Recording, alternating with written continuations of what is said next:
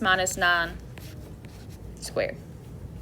Okay, I want y'all to go ahead and factor those next two. We do not need our computers, so go ahead and close your computers and put them off your desks. We don't need them.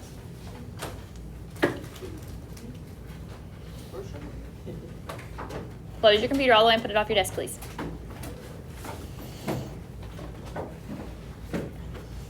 All right. So I want y'all to solve those, or factor out those two for me.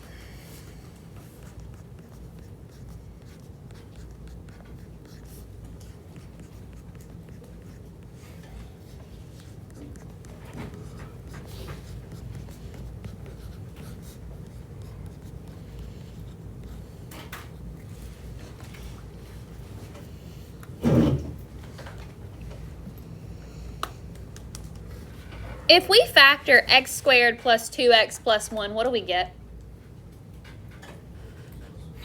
X plus 1 squared.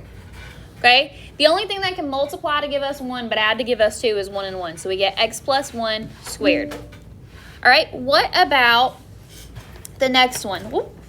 Good gracious. All right, for the next one, how do we factor x squared minus 10x plus 25? X minus 5 squared. Okay, because the only thing that multiplies to give us 25 but adds to give us negative 10 is negative 5 and negative 5, or x minus 5 squared. So all four of these problems here are something called a perfect square trinomial, okay? Which means we can write them as a binomial squared, okay? We get them when we square something. That's what it means to be a perfect square trinomial. And if you have a perfect square trinomial, you can actually solve by square roots.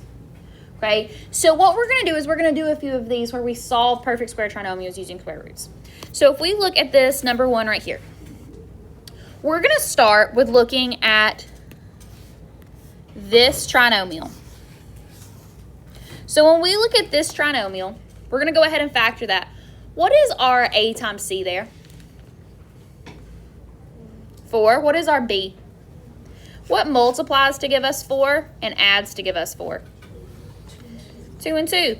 So I could write that as x plus 2 squared is equal to 25. Once it's here, we can just solve by square roots like we did yesterday. So what would I need to do first in order to solve this by square roots? Take the square root, right? When I take the square root, I get x plus 2 is equal to positive, negative. What's the square root of 25? 5. From here, what do I need to do to finish solving that? Subtract 2. So we get x is equal to negative 2 plus or minus 5. And then we do both cases. What is negative 2 plus 5? Positive 3. What is negative 2 minus 5? Negative 7. So our solutions here are negative 7 and 3. And then we're going to do number 3. All right, for number 3, okay, we are going to factor this perfect square trinomial. So if we factor that, what is our a times c? 49. What is our b? Negative 14. So what multiplies to give us negative 14, or multiplies to give us 49, but adds to give us negative 14? So I would write x minus 7 squared equals 4. All right, now what do we do?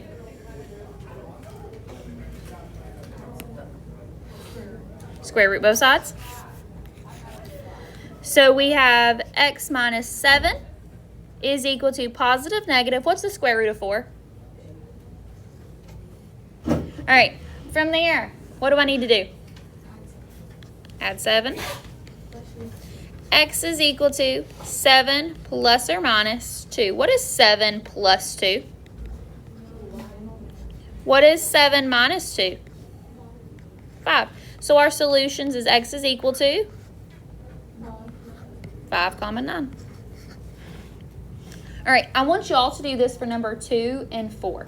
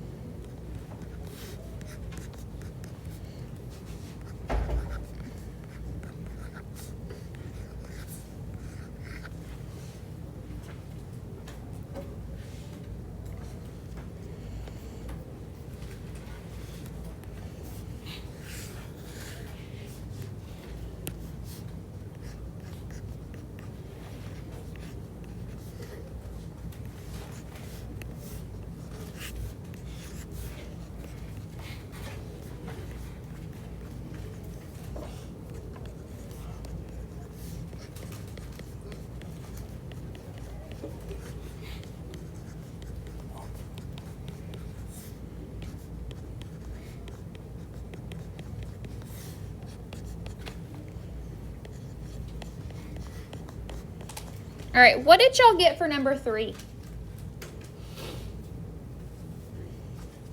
I heard -3. What else? And 15. Okay, so if we look at number 2. So first, when we factor x squared minus 12x plus 36, the only thing that multiplies to give us 36 but adds to give us -12 is -6. So we get x minus 6 squared is equal to 81. Take the square root of both sides. X minus 6 is equal to positive -9. Add 6 to both sides. So we have 6 plus or minus 9. 6 plus 9 gives us 15. 6 minus 9 gives us -3. So that right there is our solution, -3, 15. What about for number 4? Not just 2 and 4, but it should be -2 and -4.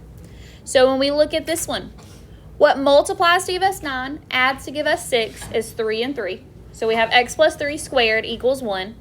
Take the square root of both sides. X plus 3 equals positive -1. Subtract 3 on both sides. -3 plus 1 is -2. -3 minus 1 is -4. And we get -4, -2.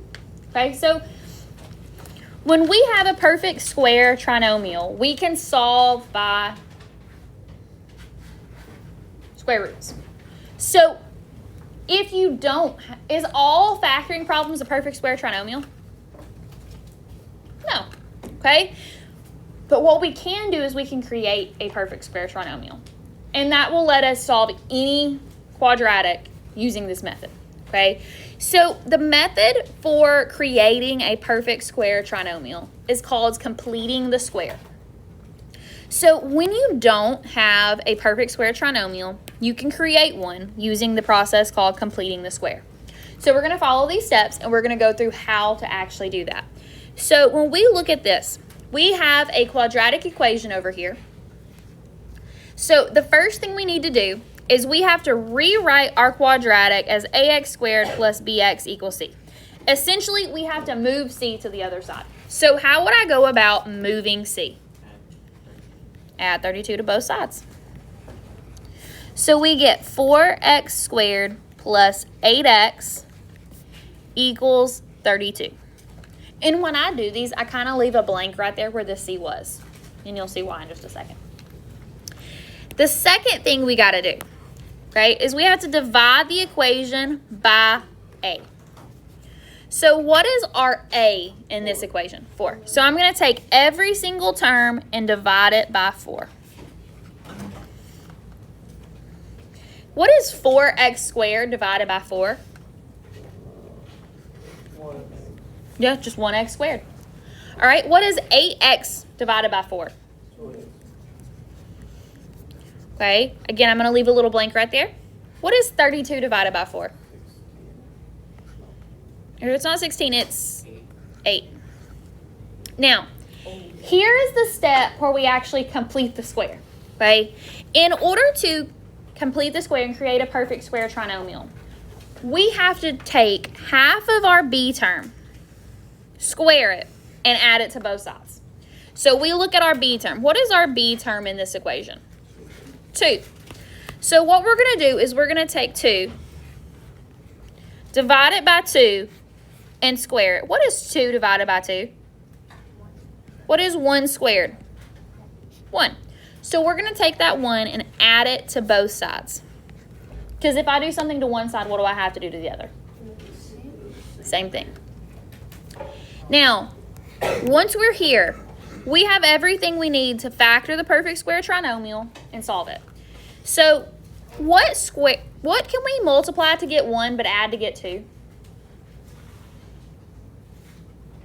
1. So it'll just be x plus 1 squared equals, what is 8 plus 1? 9. And then from there, we just take the square root of both sides and solve for both of our cases. So I'm just going to solve this by square roots. Take the square root. So when we do that, we get x plus 1 is equal to positive negative. What's the square root of 9? 3. Okay, subtract 1 on both sides. X is equal to negative 1 plus or minus 3. What is negative 1 plus 3? What is negative 1 minus 3? Negative 4. So our solution is negative 4 and 2. So pretty much everything from here down is all solving by square roots. It's all the stuff we already did yesterday. The only part that is new is the actually completing the square part, right? So we're going to do a few of these together, a few of them on our own, then we're going to do some practice. So I want us to go ahead and we're going to look at the real number solutions section. Okay, so this is really us talking about real rational number solutions. Okay, and what that means is your answer will either be a number or a fraction.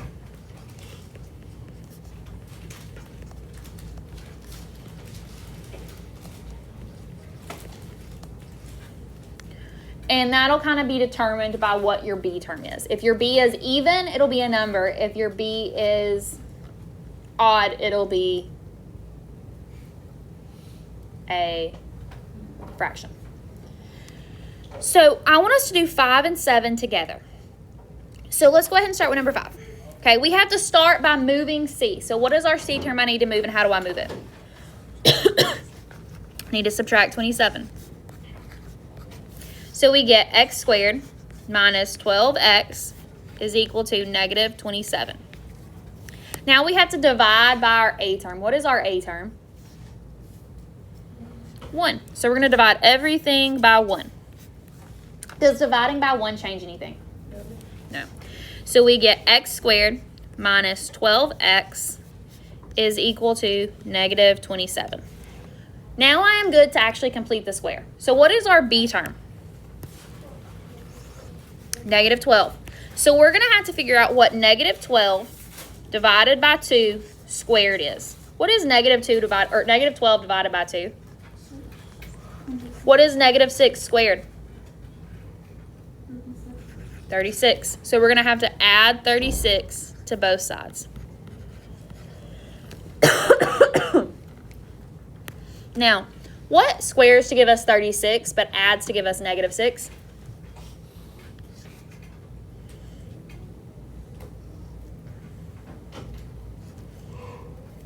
What was that?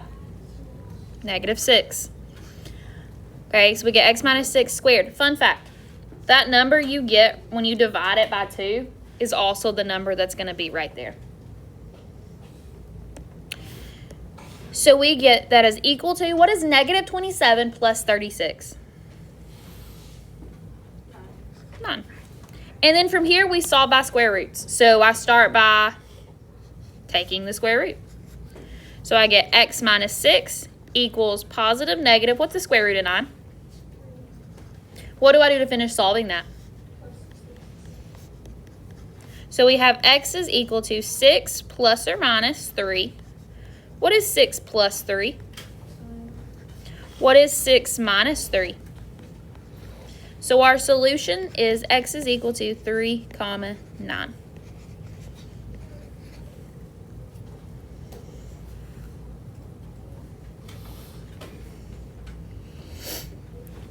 All right, so now we're going to look at number 7. So for number 7, what do I need to start by doing for number 7? Add 48 to both sides. So once we do that, we get 3x squared minus 18x equals 48. Then what do I need to do? What's our a term? Divide everything by 3. Okay, so what is 3x squared divided by 3? What is negative 18x divided by 3? Negative 6x. What is 48 divided by 3? 16. Now we're going to take our b term, divide it by 2, and square it. What is negative 6 divided by 2? Negative 3. What is negative 3 squared? 9. So we have to add 9 to both sides. What squares to give you 9 but adds to give you negative 6?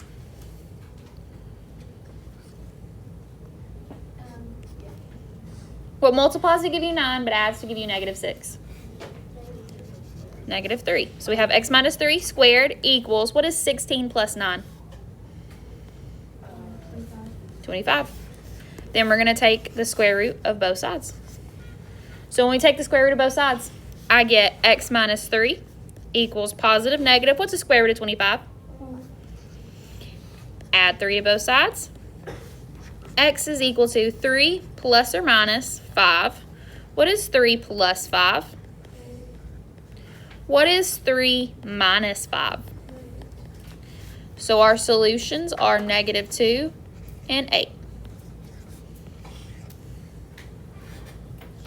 And then I want y'all to do 6 and 8.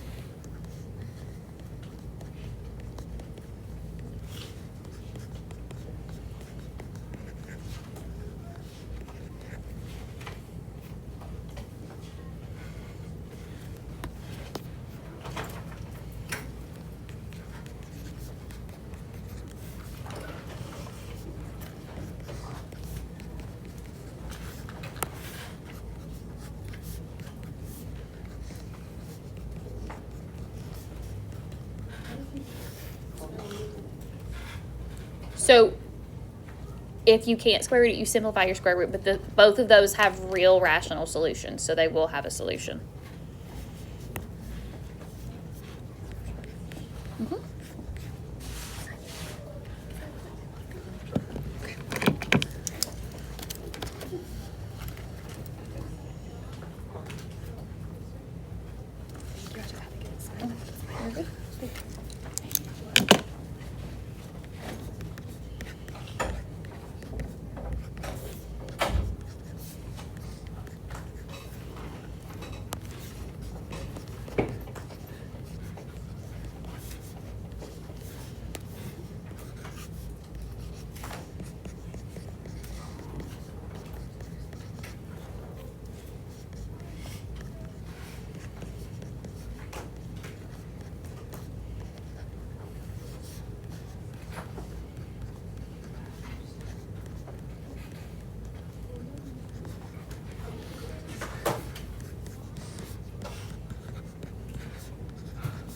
All right, for question number 6, what did y'all get for the solution? Not quite. So let's look at it. So once we get this, we have x minus 2. So we move our a term, or move our c term, divide by 2, complete the square, factor, and we get x minus 2 squared equals 1. When we solve by square roots, we get x minus 2 equals positive negative 1. Add 2 to both sides. We do 2 plus 1 and 2 minus 1. So we should have positive 3 and positive 1. I did negative 2. That's okay. We just make sure we solve it. Yes. This 2? We factored this. So that is we created a perfect square trinomial. What multiplies to give you 4 but adds to give you negative 4? Negative 2. So we get x minus 2 squared. Okay, then we solve it. We get 3 and 1. Okay, for number 8, what did y'all get for the answer? Negative 5 and negative 1. All right, so again, we start by moving our c term. So we add 5 to both sides, and then we divide by a, and we get x squared plus 4x equals 5. Then we complete the square. Take b, divide by 2, and square it. We get 4, and add that to both sides. What multiplies to give you 4, but adds to give you 4? 2. So we get x plus 2 squared equals 9. Take the square root of both sides. X plus 2 equals positive negative 3. Subtract 2 on both sides. Negative 2 plus 3 is 1. Negative 2 minus 3 is negative 5. So what we're going to do for the rest of today is we're going to do some practice in Delta Math, okay? Our practice is split into 2 types of questions. So the first half of it, the first 6 questions, is us just finding what number we need to add in order to complete the square, okay? It's finding this term that we have to add to complete the square. That's the first thing we have to do, okay? Then on the second half, the last 5 questions, you're actually solving them out. So I want us to go ahead and work on those.